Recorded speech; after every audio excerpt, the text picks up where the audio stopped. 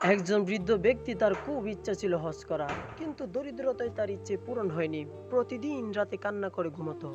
আল্লাহ তাআলা তার কান্নার জন্য প্রতিদিন রাতে একটি করে কবুল হজের সওয়াব দিতেন।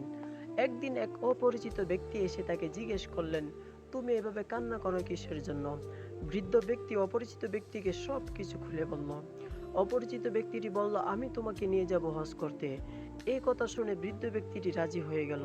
এ কথা বলে কিছুক্ষণ পর কাবার সামনে এনে রেখে দিলেন। এবার তোমার চোখ খুলো। বৃদ্ধ ব্যক্তি চোখ খুলে হতভম্ব হয়ে গেল। অপরিচিত ব্যক্তিকে জিজ্ঞেস করলো, তোমার পরিচয়? উত্তরে অপরিচিত ব্যক্তি বললেন, আমি হলাম শয়তান ইবলিস।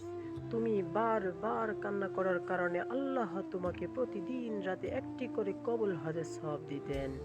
এটা দেখে আমার সহ্য হচ্ছিল না, তাই তোমার আশা পূরণ করার জন্য এখানে নিয়ে আসছি, যাতে করে তুমি আর কবুল হজের সওয়াব না পাও।